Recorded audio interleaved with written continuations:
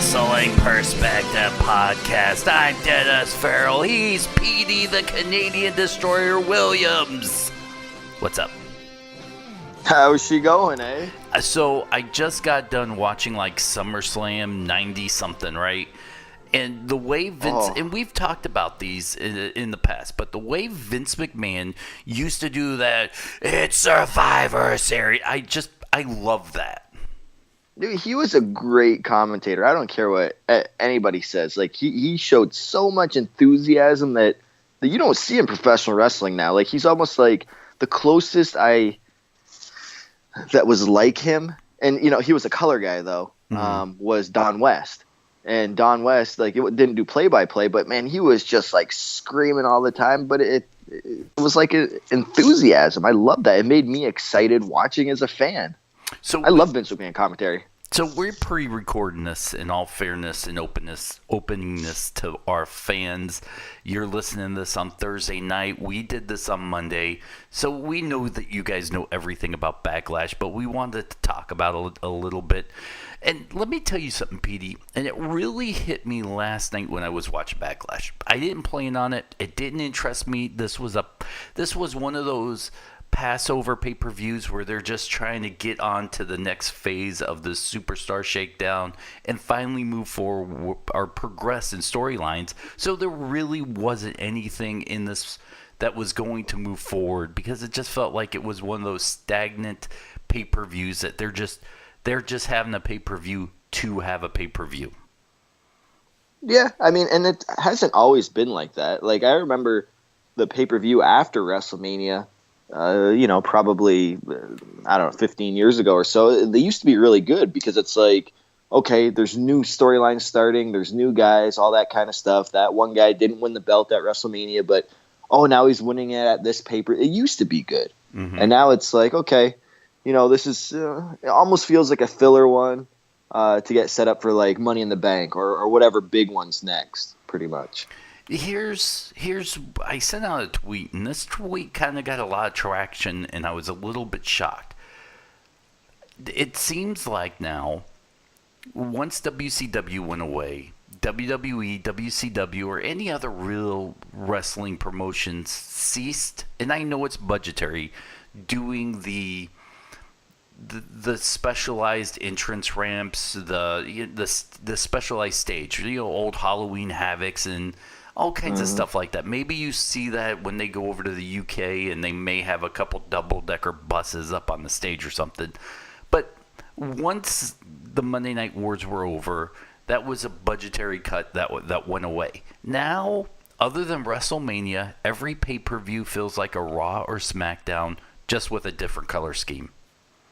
Yeah, they've cut out some stuff. I mean, sometimes you might, and I remember back when they were doing the monthly pay-per-views in the Monday Night Wars, WWE would be like, okay, whatever the name of their pay-per-view was, there was some sort of like set design that was pretty, like, you were interested to see, what's their set design going to be, which was really weird back then in those war days, was they didn't have the stage with the ramp that walked down. It was almost like the set was built on the ground level, and they just kind of walked out. There was no ramp, if you remember that. So I thought that was kind of cool too to see what but like now I know they have, like, for Money in the Bank, they'll have like, a dozen ladders lined up.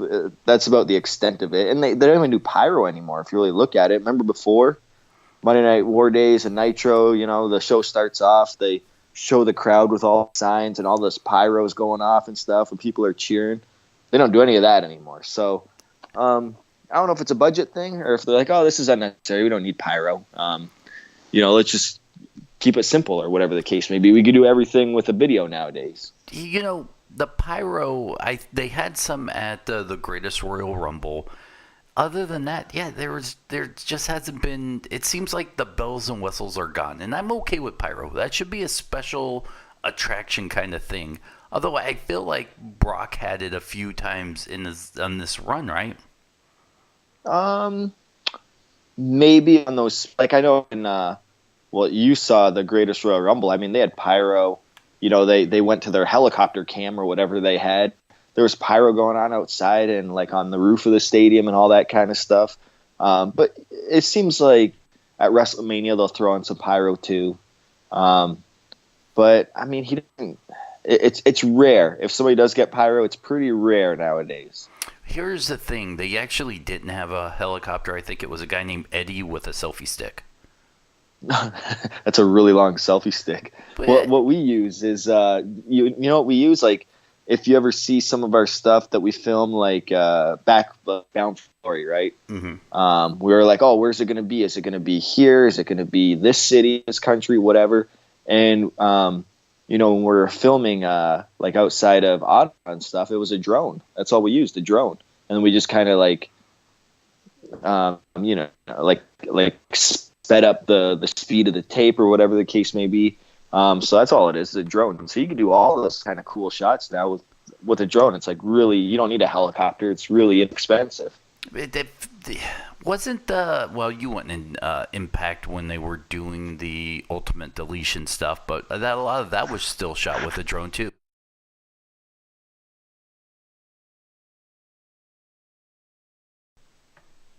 Yeah, so that was Jeremy Borash's deal. So you know, he has the drone and stuff, so he can do everything. So with the Ultimate Deletion, he filmed all that stuff. So all that production and direction, and maybe not direction, but the production stuff, that was him. So they used him and for a lot of that stuff.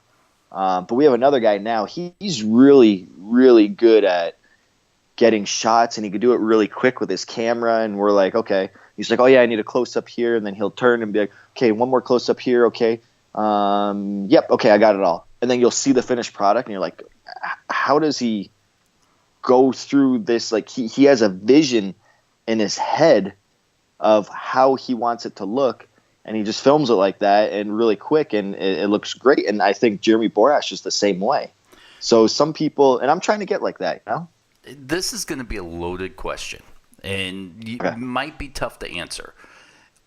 Do you think Impact is better off without Jeremy Borash? Not that he was bad, but maybe either, I don't want to use the word still, but got comfortable, or you know what you know, and then you stay into that little box. And it seems like you see a lot of different stuff now that he's gone.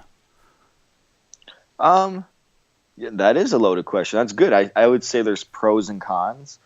I would say, well, he did do a lot in the company. I mean, he was producing stuff and then doing the on-screen ring announcing, like when we had title matches, like you know how they do the in-ring introductions. He would do commentary, all that kind of stuff. He was like the go-to guy. It's like, yeah, Borash can do it.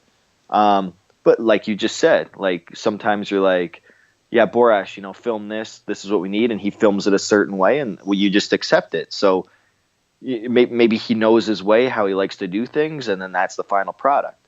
But now, that we don't have Jeremy Borash, it's like, okay, maybe another guy could step up. Maybe his ideas are better. Maybe they're worse. Maybe his vision of how he directs things aren't as good. But, either way, it gives us a chance to explore new options. So it's like, I would say it's a good thing and a bad thing.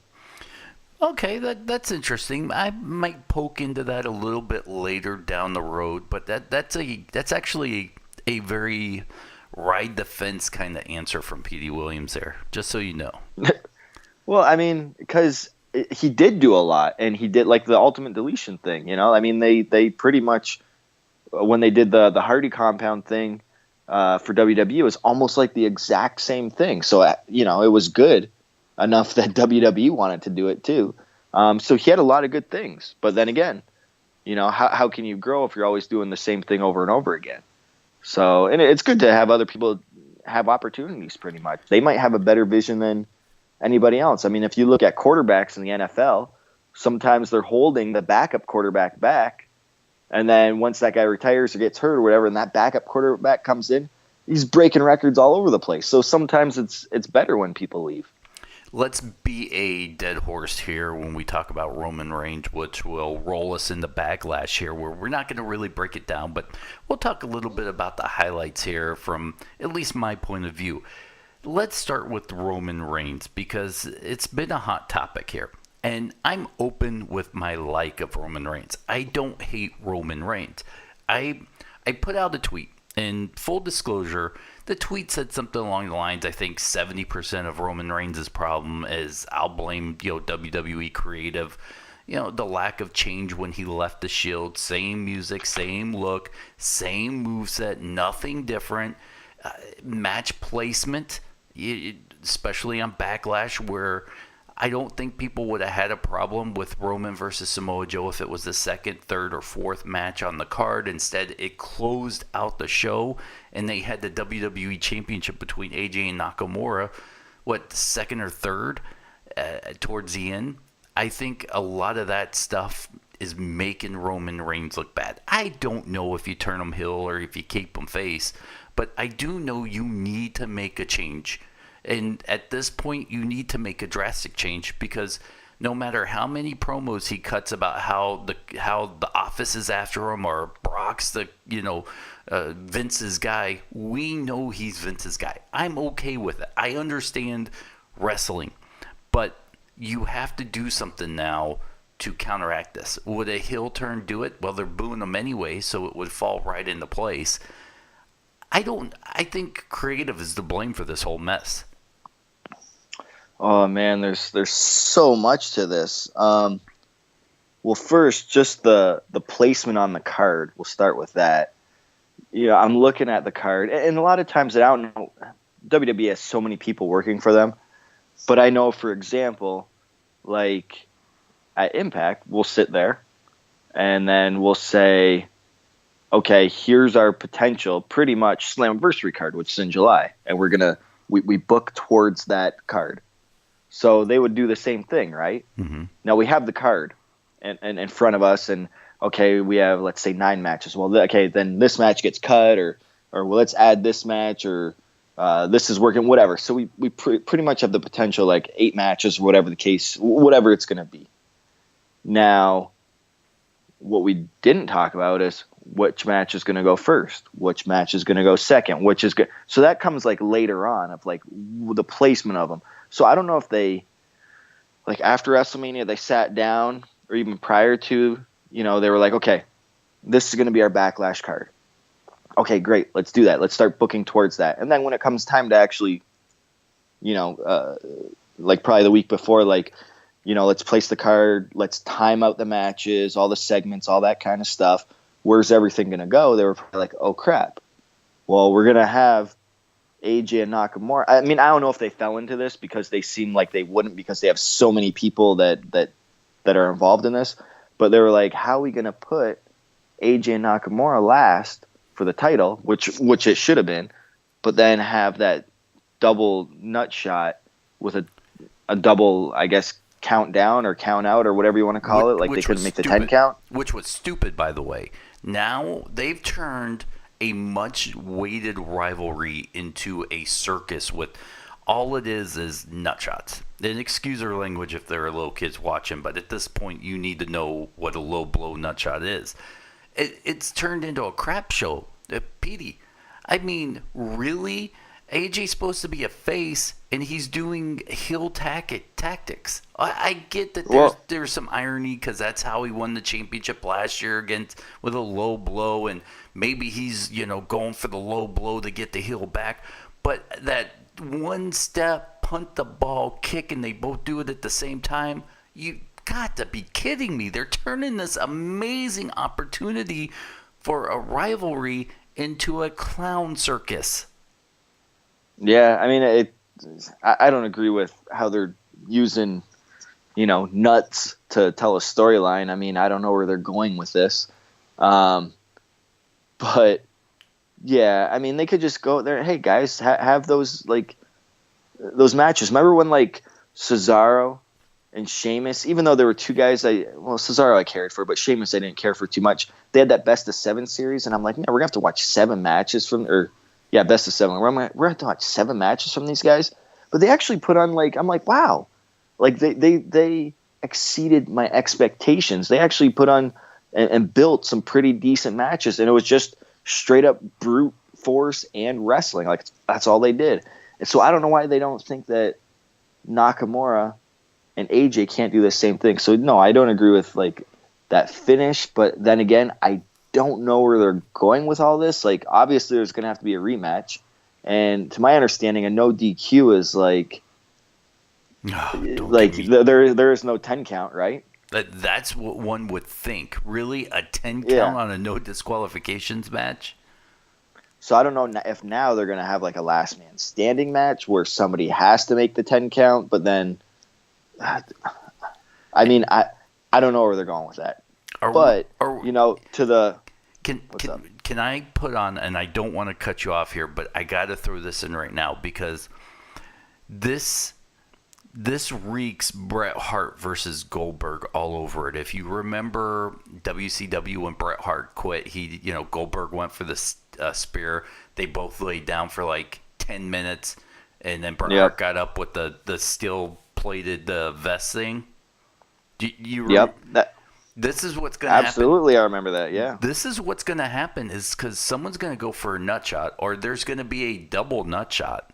They're both going to lay down, and then all of a sudden, AJ or Nakamura is just going to pop up and pull out a steel cup. I mean, that very well could happen. I'm surprised, like, obviously I thought they were already going to write that in the storyline where they're wearing cups or whatever the case may be, or... It's coming. I don't know. I'm sorry, people. Maybe. But this is how bad it's gotten. Look, I don't hate much of what WWE does. I appreciate the entertainment value of it. I get sometimes it's hard to manage storylines with injuries and people wanting to sit out, and you got to do things on the fly. And maybe with today's fast-paced, short attention span, you're just recycling stuff super quick, and not everything's going to be a great storyline. But it just seems like when it's bad, and we shouldn't have bad stuff like this in a company like that. And that's fine. They can have that bad stuff. I would just do it with two other wrestlers besides AJ and Nakamura, who can go out there and, tear it down. Now, when you're... I know, like, the nut shot, like, when you look at just a regular match, we don't see it too much nowadays, but, when the heel takes the heat on the babyface in a match, they're doing stuff to him. Maybe there's a nut shot in there or some sort of low blow, and maybe he's doing some things to him, but it's like a slower type of, monotonous or meticulous type of, heat. And then when the babyface does his comeback, back in the day, the babyface would do the exact same moves and things to the heel, just faster.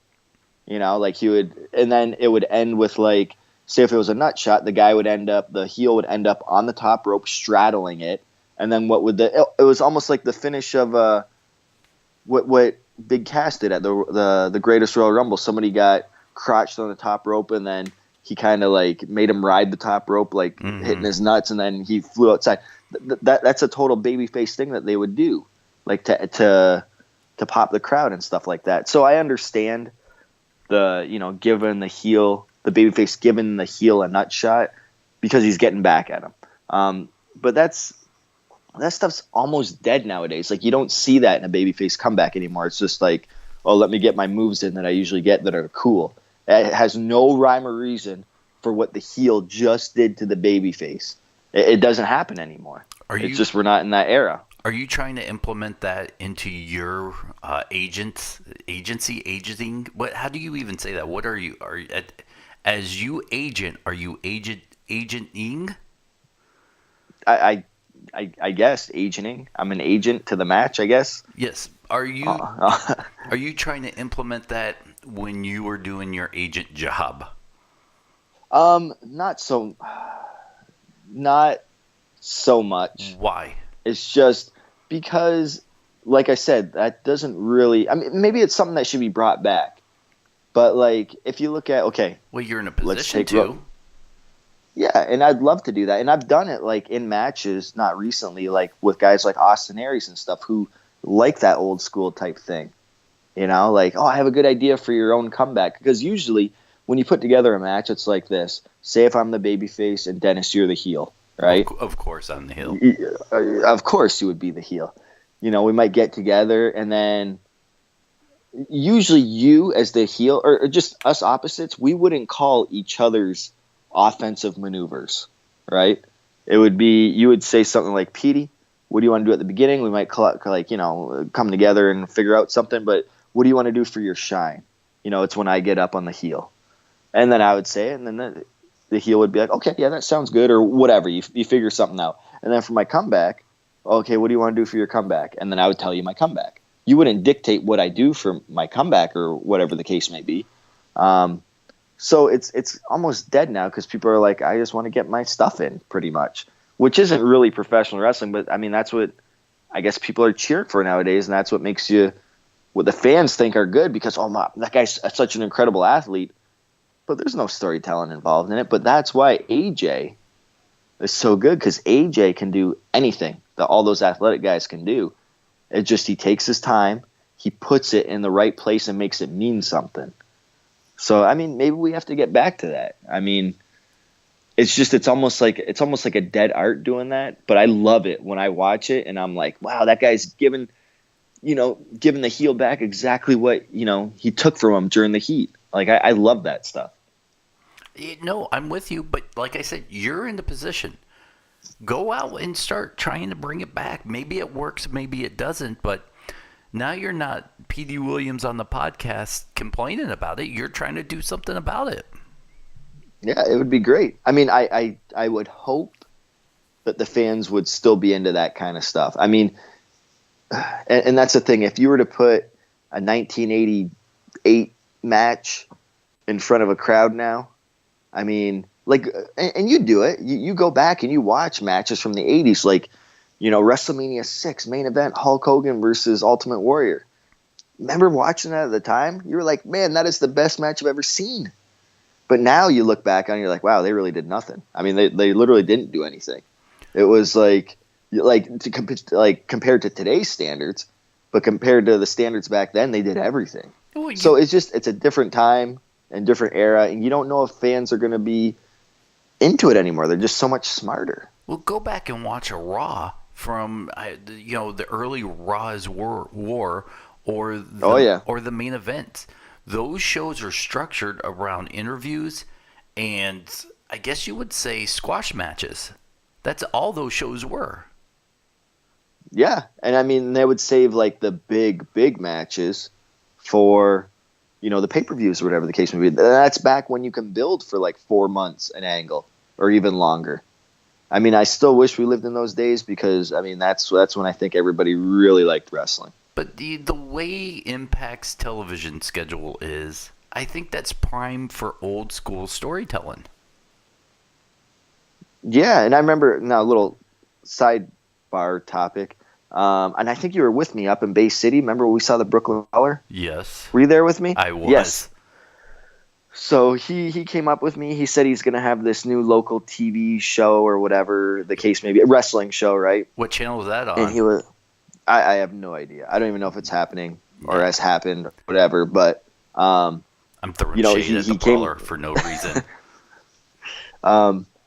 So he came with me. He's like, yeah, I want you as one of the guys in my show, whatever. And he said how he pitched it, he's like, it's going to be old school.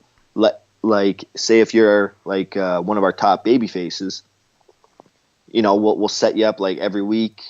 You have a squash match, we'll call it, where we're really showcasing you, and then build you up until your big feud. And that's just what they did back in the days when you watch like Superstars on Saturday morning and all that kind of stuff.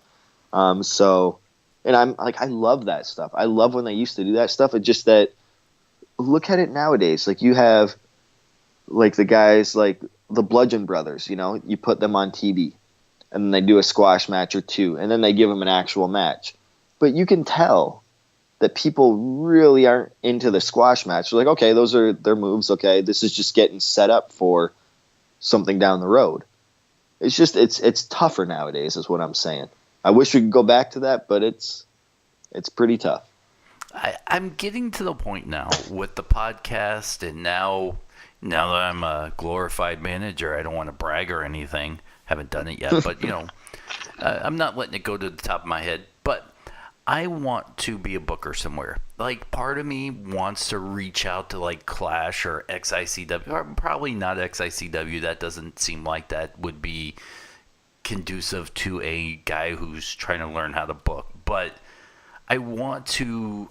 I feel like you've taught me enough to walk into one of those situations and put together a decent show. The popcorn match, the opener, the ladies match, the bathroom break, that kind of stuff.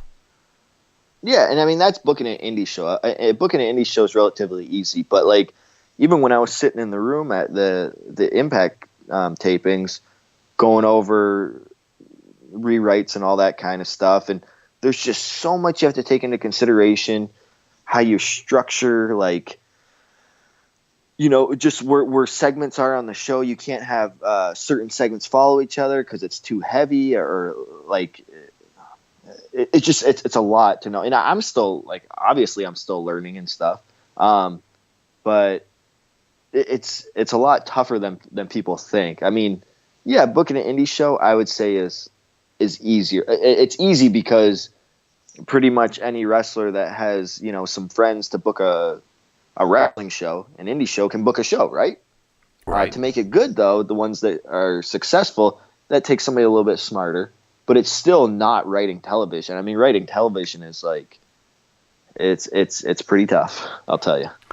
Oh, that's my big dream now. My next goal, and I don't want to use dream, my next goal, and I'm slowly hitting my goals, you know, getting the wrestling, doing a wrestling podcast now with you, James Ellsworth, managing that's coming up. It may be a colossal disaster. I don't care. I'm on cloud nine. Now I want to move into, maybe not, I just want to be an idea guy. More than a booker, an idea guy. I feel like I'm great at throwing stuff out. Then 2 or 3 other people kind of juggle it, and it morphs into something different. But it started. Does that make sense? I guess so, but I do want to tell you something because this was something that was funny. This is so off topic. It came to my head when we were talking about booking and some things that you said. So we're sitting there, and Jimmy Jacobs, I guess in one of the previous meetings I wasn't at, and then they brought it up again this meeting, and I had no idea what this term was. I don't think anybody in the room knew what this term was until Jimmy Jacobs said it. And I guess for whatever reason they were short on time, and they go, well, Jimmy's like, just do a monsoon quarter carry. And we're like, a what? And he's like, guys, come on. Like, at that point, let's just do a monsoon quarter carry, and then we'll move on with it, and we'll save those 30 seconds. And we're like, a what? He's like, a monsoon quarter carry. You know, like a monsoon quarter carry. But he couldn't explain it, but he just kept saying it. And finally they were like, what the hell is a monsoon quarter carry? So pretty much Gorilla Monsoon, right? Old right. wrestler and then commentator, right? That area that you were in before you go out to the ring is called the Gorilla area, right? Named after Gorilla Monsoon. Right. So the monsoon quarter carry would be where, you know, when you come back from commercial and then the guy's already like halfway down the ring and his music's like 30 seconds, already been playing for 30 seconds, and it comes back on the air with him like pretty much getting in the ring. Okay, yeah. That's a monsoon quarter carry. So Gorilla Monsoon, you know, made it up when he was like, oh, we got to save 30 seconds in the show, so we'll just cut off the first half of his entrance and we call it a monsoon quarter carry. So that was something that I've learned. And then it was hilarious because when we're in the production meeting, they were like, all right, somebody say we actually wrote it into the show. Yeah, well, monsoon quarter carry him. And there's like, in these production meetings, there's like, I don't know, like a bunch of people, like 20, 25 people. And they're like, Petey, it's going to be your first day at the production meeting. So when somebody's like, hey, what's a monsoon quarter carry? And then they'll look around and say, what do you mean you guys don't know what a monsoon quarter carry is? Like, well, Petey, it's your first day here, right? What's a monsoon quarter carry? And then I'd be able to explain it to make everybody seem like an idiot. When really nobody. So we said it in the meeting and everybody just nodded like, yep. But nobody knew what it was. It was hilarious. And speaking of Jimmy Jacobs, before we get back to Backlash, he had a little backlash recently. And I'll tell you this. You know that right now Jimmy Jacobs is one of my favorite guys. Mine too. Absolutely. It's no surprise. Yeah, I've been in the room twice with him in the room. Both times I've been a little bit. I don't want to say I'm respectful of his time by not bugging him. First time was with you, and it was it the Kobo show, maybe? Um, was it or was it Either it was the Kobo. Diamondback or something? No, It was somewhere. Diamondbacks might have been the third time that might have been the first time I saw him was at Diamondbacks, and then when I went to Indianapolis to meet James, he was there, and I never want to be that guy that's like, "Hi, I'm Petey Williams' friend," the tag along, so I don't bug him, but he recently had some backlash. People on the internet were taking swipes at him for wrestling in a dress recently on TV. Unfortunately, it didn't bother me at all. It's part of the character who he is. He had to post on Facebook like, this is who I am, and he showed a picture of him dressed as like Axe or Smash, and then a little Jimmy Jacobs in a dress, and then him from just recently, I think it was on TV in a dress. So it doesn't bother me, and I don't know why people in today's age would have a problem with that, especially since he's not the first one to do it. I don't remember hearing any backlash when Perry Saturn did it. Yeah, I mean, well, yeah, that's true. And he wasn't. Which TV show was he on? He might have been like on Twitch or something like that. It might have been one of those. I didn't see the TV show, but I did see him post about it and some backlash on Twitter, which out of all he does the zombie princess. Yes, that's what he is. The zombie princess. Because he always gets what he wants. Yeah, exactly. But no, I mean it's totally fine. Out of all the things that people want to get butthurt on the internet about, that's it. Especially wrestling wise. And especially in today's day and age, I mean, are we even supposed to be talking about this? I mean, with all the political correctness, I mean, you can, anybody can wear a dress nowadays, and you can't really say anything about it, right? I mean, if he wants to wear a dress, wear a dress. I mean, this is kind of like dangerous waters we're treading in right now. But I mean, and it's a character. First off, I mean, you look at remember Rico tried to marry Billy and Chuck. I mean, come on. I mean, that was in a different age, and time and stuff. You can't really. I mean, I guess you can do that stuff now, but you can't make fun of it like you did before. I agree. But I don't know why he's getting the backlash for it. I mean, I thought people knew. Like, didn't when I wrestled him, he wrestled in a dress at Diamondback? I don't remember. I don't think so. Or maybe he didn't put it on. He didn't put it on from what I remember. But I was too busy raising your kids at that point. Oh, stop it. But thank you again for that. You're welcome. Yeah. But yeah, it's really weird because, like, okay, you know how they do back in the day, and not even back in the day, we'll just say 10 years ago, like a guy would play some sort of, like, I don't even know what you want to call it, a feminine type character, we'll just say. And then he would do a kiss spot with another male, and what would the male do? He'd swipe it away and be like, spit and be like, oh, that's gross kind of deal, right? You can't do that anymore. I mean, if you do that on TV, I mean, that's you're going to have so many people after you and stuff like that. But it used to be 10 years ago, it used to be a funny spot, and people used to react huge to it. So I don't know. We just live in a different day and age, and I thought people knew that Jimmy did that. I really did. I didn't know this was new, and when he posted it, people were like, "What's going on?" Like, I got to read some of the comments because now I'm interested to see what people are saying. I think the best, and I'm nobody to talk about Jimmy Jacobs' life. The best thing, in my opinion, that happened to Jimmy Jacobs was him leaving the WWE. Possibly. I mean, Jimmy. Okay, just being in the same room as Jimmy. Jimmy's like so smart, like unbelievably. Like I can't even keep up with his train of thought and like how he processes stuff, and then get something so quick, and then just knows the storyline. He's just he's on another level. So, and I don't know if it's like from the years he was working in WWE, but he was also like. He's also been brilliant like that when he was working for Ring of Honor. His whole, like, pretty much his whole wrestling career, he's always had that wrestling mind, and maybe it is the best thing that's ever happened for him. but maybe not. Who knows, right? Who knows where he would have been if he didn't stop working for WWE? Like, would he have been in a higher writer spot? Who knows?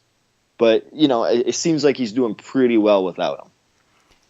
I know more about him now than I did before WWE, and of course, my knowledge of wrestling has grown big time from when we first started hanging out. Because I was one of those WWE only guys, and I might have had a rudimentary knowledge of the independents, just a little bit, but outside the WWE, I didn't have much knowledge because I was a WCW guy too, so I'll lump that in together. But now, my knowledge has grown so much that I go and Google and read and look up older stuff that these guys popping onto my radar have done.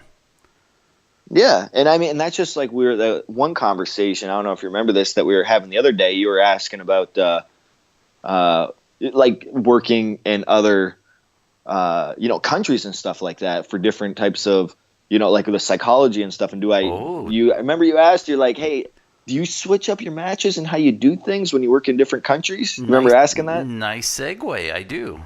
Okay. So, like for example, in Japan, and this just goes to show when people just watch WWE, like there's so much more out there. Like, for example, when I started working over in Japan, well, before I get to that, working over here, what would I usually do? Like when I hit the Canadian Destroyer, the guy might have me like rocking and reeling and whatever. I dipsy doodle out of something and hit the Canadian Destroyer out of nowhere. Kind of like when they say, the RKO out of nowhere, right? And that'd be it. 1, 2, 3, right? And in Japan, I would use the same psychology over there and say, yeah, you're hitting me with this, whatever, and then I'll duck out of this and then hit you with the Canadian Destroyer. And they're like, oh, no, you can't do that. Like, that's what the Japanese guys would say. And I'm like, whoa, why not? I've been doing it for many years. And they're like, because, like, it's not strong enough. And I'm like, what? I felt insulted. Like, what do you mean it's not strong enough? Like, it's the Canadian Destroyer, best move ever, right? But what they meant was, in Japan, if you ever watch it, usually you hit some sort, like the best way to describe it to somebody that's very Americanized would be Goldberg's spear and then jackhammer. So he hits a move and then he hits another move before he pins him, pretty much. So that's kind of like how they do it in Japan. Like they would want you to hit some sort of move or two, and then you hit your finishing move. Or maybe you hit a move and then hit your finishing move, and then maybe the guy kicks out, and then you just pick him up and hit him again. And then this time, it finishes him. Like it took two of them to finish him pretty much. It's almost like that fighting spirit they have over there. And with the crowds and stuff, like they get that, and they don't like. It's really weird with Japanese crowds and American crowds. They're just, if you're watching it on TV, you'd be like, man, why are these Japanese crowds? Why are they so silent? And it's not that they're being silent and bored or disrespectful or anything. They're actually like intently watching you wrestle to fight, pretty much. Like if you watch a UFC like match or whatever, guys aren't like, it's kind of quiet, and then when something happens, like a guy gets like a good hit or whatever the case may be, you might hear the crowd go, oh, it's the same thing in Japan. If something happens, the crowd will be like, oh, and then do the like cheer or whatever the case may be. There's not a lot of heckling, like telling like them to like, me being Canadian, having a Canadian flag, they don't say go back to your country where you came from. They don't say anything like that. That's not a thing in Japan. So they're very just respectful, and they watch intently, and that's just the way they do things. Over here in the U.S., like what do? You go to a ball game of any sort, like any sporting event, whatever the case may be. There's always a guy sitting behind you that's been drinking, saying that, oh, like, hey, Matthew Stafford, go back to Georgia, you bum, like all that kind of stuff. Like it's the same thing in wrestling. It's a different culture, and everything's different pretty much. Working in Impact and Impact's open door policy with other organizations, Lucha, AAA. I don't know if you guys are working with any Japanese organizations, but you've probably seen it in your time. How hard is it to put a match together if one guy's American or one guy's Canadian, the other guy's, from Japan, and they both have different styles of putting matches together. How do you compromise? Who do you guys go by seniority? Gets the overrule on the structure of the match? So that's like communicating is actually easier than you think. Like the actual wrestling part itself. Like if I have a totally non-English speaking person that I'm wrestling against, I cannot have a conversation with them like you and I are having. But I can put together a wrestling match because we've all seen wrestling, and you can watch a Japanese wrestling match right now and know the moves that's happening and what's going on, but not understand the commentary. So it's the same thing. Like wrestling's almost like a universal language where, and I've done that. Like I've put together matches with people that speak no English, and if they'll kind of point or whatever, pantomime what they're doing, they're like, oh, okay, I get it, I understand. So it's not as hard as you think. It's just calling an audible in the ring. Now that's tough. You almost have to go with the program no matter what, because it's going to be hard to call an audible because you guys don't speak the same language. Now, as for the structure of the match, because it is way different. Like in luchadors, phenomenal athletes, but I don't like their storytelling in their matches because it'll be like there's no hot tags. It's really weird. Like there might be like heat on a heel or heat on a baby face, but then the baby face will like somehow get like, let's say, a tilt-a-whirl backbreaker in, and then just walk over to his corner and tag out, and then the other guy will start coming in and doing moves. I'm like, there's no drama in that. The baby face was not in any sort of trouble, it seems like. So it's weird like that. So it pretty much, I would say, universally known. If whatever country you're in or whatever organization you're in, you're going to kind of wrestle that style. So, for example, we've had some guys, some luchadors that I've wrestled many times in Impact. They want to do things a certain way, and it's like, well, that doesn't make sense over here. They won't understand. And I don't think they take offense to it when we say that. We just don't want them to be like, our fans, like the American fans, won't understand that. That's not how we do things over here. Just like when I went over to Japan and that guy said, like, no, you can't do your move like that, Petey, because the fans won't understand that. That won't make sense to them. So it makes sense in the U.S., but it doesn't make sense in Japan. So I'm like, okay, you got to kind of switch your style, not your style, but like the structure of it so that the fans that you're working in front of understand what you're doing. All right. Do you want to see something funny? See? I don't know if I could see anything. Do you want to hear something funny? I would love to hear something funny. Hey, do we have anything else about Backlash we should talk about? we weren't even talking about Backlash, were we? We started with Backlash. I think we got through Roman, I AJ's. I think you said, how should we book Roman Reigns, and I didn't even answer that. No, well, I think you did. I think we talked about the nut shots and then went into this. Yeah, no. Okay. Just let me tell you my problem with Roman Reigns, because I don't even think I told you that from the first question. Wow. I thought I'd bring it back home. Yeah. So here's the problem with Roman Reigns. Turning him heel, I mean, I think that's the only way to go now. I was always against it, but he already is a heel pretty much. So I'd say keep booking him like you're booking him. Just start putting him up against baby faces. And if you look at how people get over, and I think people can relate to certain wrestlers because it almost reflects on their own life, right? Like, so you look at Stone Cold. His popularity, I don't think they expected him to be as big as a babyface as they thought. Like, they were booking him as a heel. He was, a foul mouth, telling his boss to, like, giving him a middle finger and stuff like that, beating the crap out of his boss, all that kind of stuff. I think the average Joe would love to just go up and slap their boss, right? So, I mean, that gets him over. You look at somebody like Daniel Bryan, and I think everybody in some shape or form can relate to Daniel Bryan's story. Like, we kind of know what we read on the internet, like the behind-the-scenes stuff, like a little bit. Like, at the time when Daniel Bryan was getting his push, they didn't want to push him. It seems like they wanted Batista in that main event, and he was kind of, held down and all that kind of stuff. And he's like the underdog being held down. And no matter how much the fans cheered, they didn't book him the right way, and the fans hated it because in real life, like, people at work, they always feel like, man, I'm being held down. I went for that promotion and I didn't get it because so and so doesn't like me, or I'm too small. And I even relate to it too. Like when I first talked on the phone with Scott Demore, to try to get into his school, he said, how tall are you? I'm like, 5 foot nothing. How much do you weigh? 100 nothing. Well, you can't get taller, so you stop growing, so you got to put on some size. So, and he hasn't even met me yet. So I've already was like pushed down into the side, and I'm like, oh man, I'm not going to make it because I'm too small and stuff like that.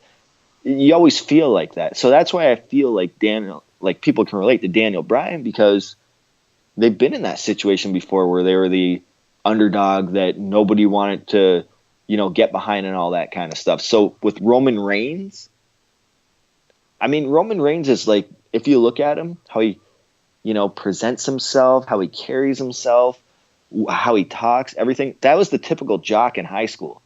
And I don't know, like anybody that was like, had sympathy for like that typical jock.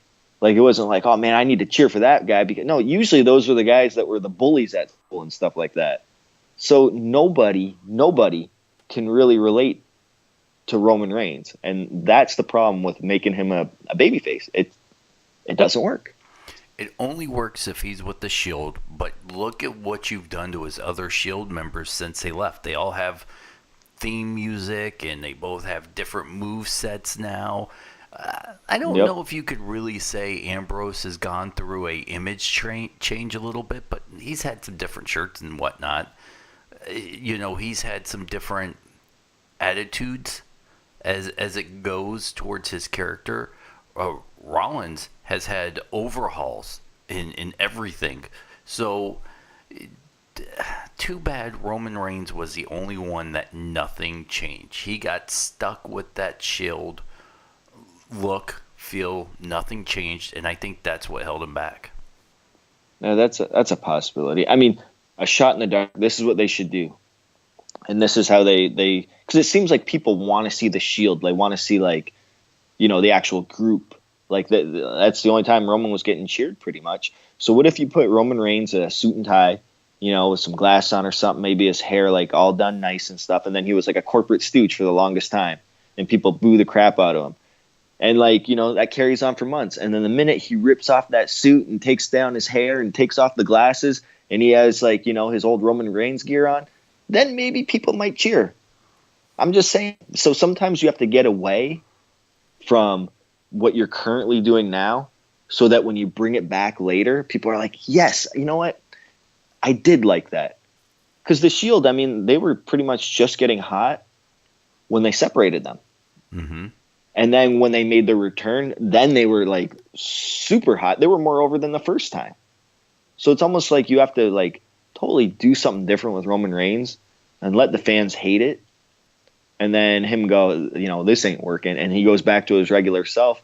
Then maybe fans might cheer that because they're like, yeah, you know what? Maybe I did like that guy. Who knows? I'm trying to shoot in the dark because it seems like whatever they're doing is not working.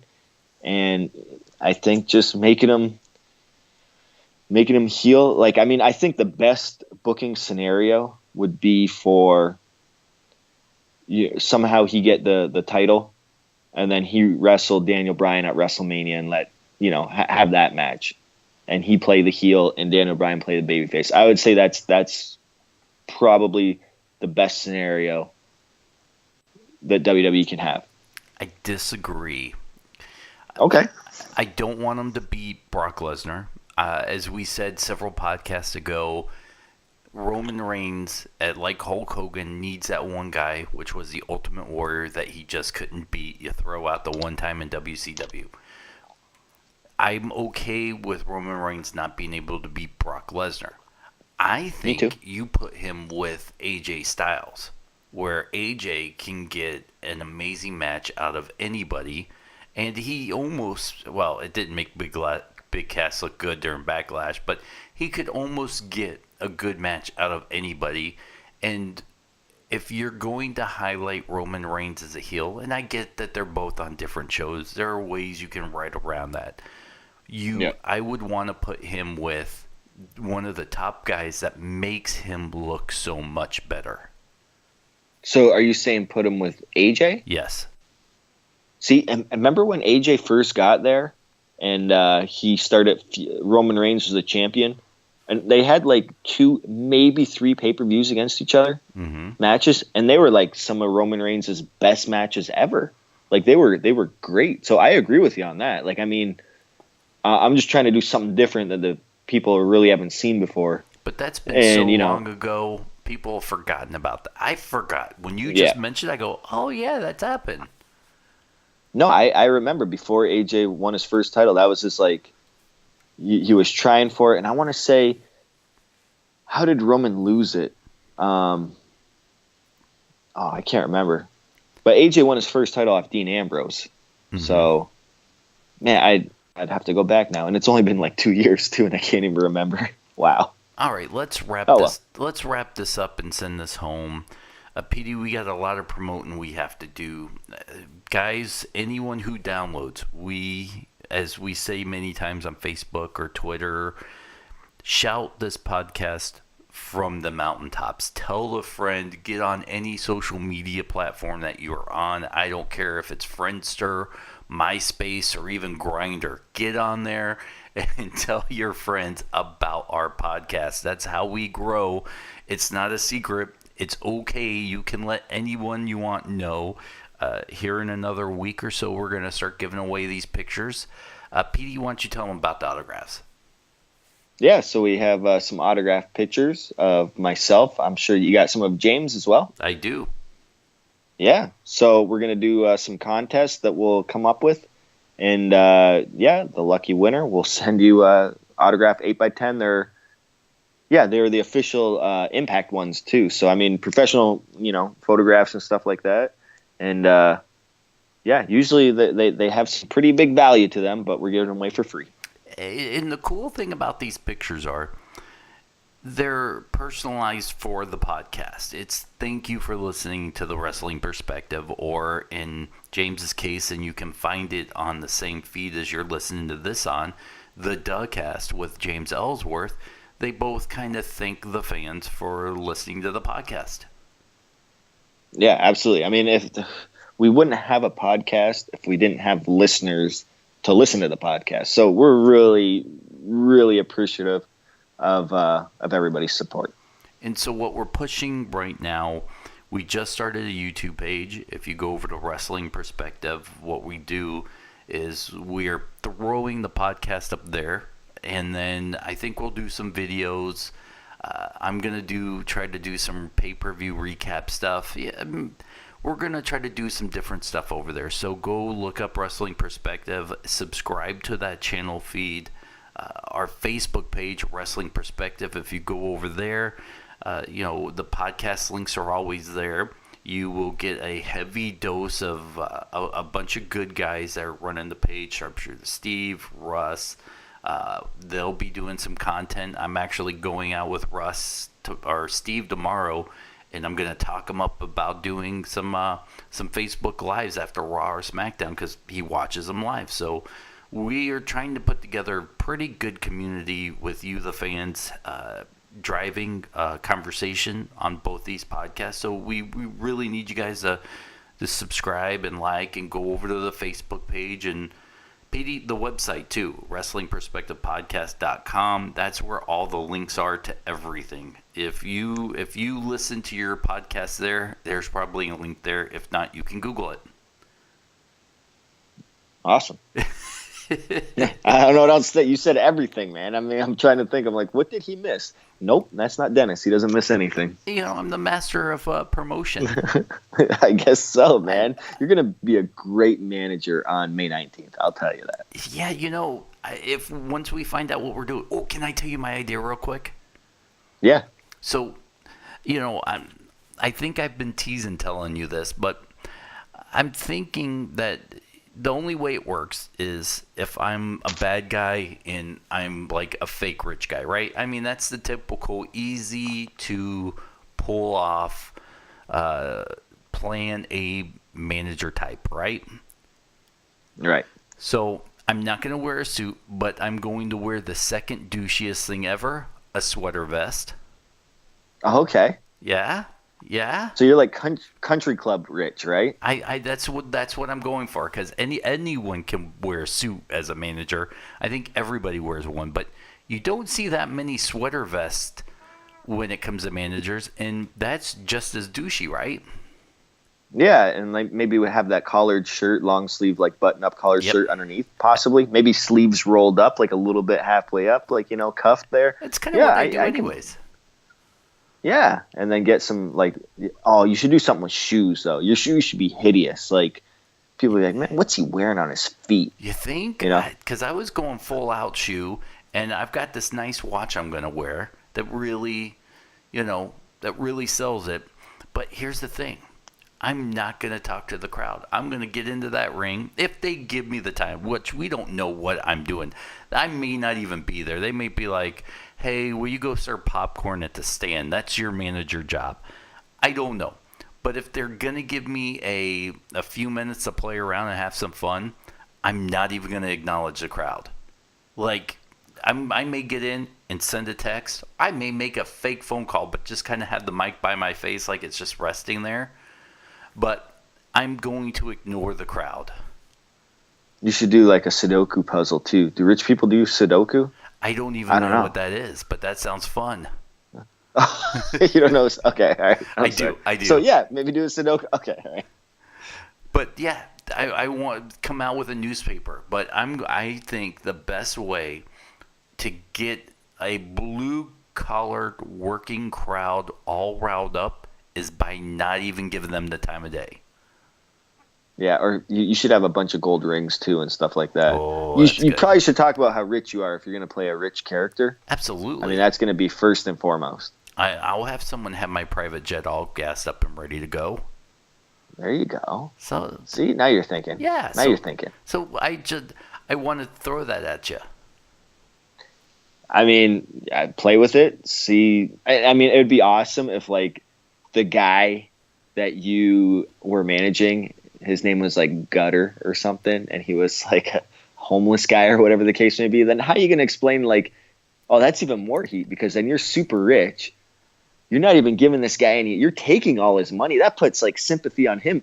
Hold on, I don't know what work. I have too many thoughts in my head right now. Well, here's another. You would need another rich person to be your wrestler. I don't, because here's what I'm thinking.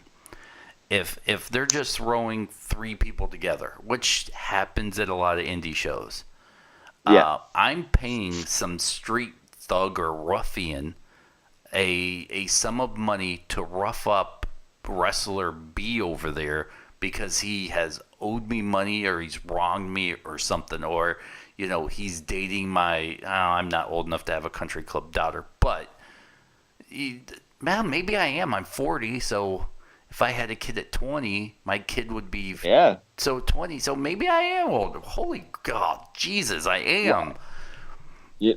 No, maybe your kid's 18. Okay. Oh, but that puts sympathy on you as a dad. But no, I like where you're going with that. That's a little bit better than because people can relate to that. Yeah. Oh, a heel that they can relate to. I would be the douchiest version of Stone Cold Steve Austin around. All right. Let's end this. All right, guys. WrestlingPerspectivePodcast.com. Look for the Dougcast. I get itchy fingers when it comes to these things, so who knows when this drops. You make it an early podcast this week. Christmas has come early, Petey. Oh, man. Happy Memorial Day early. Happy Victoria Day in Canada, I should say. All right. Happy Mother's Day. Yes. All the days are coming up in May. Happy everything. We'll talk to you guys next week. Petey, I'm out. All right.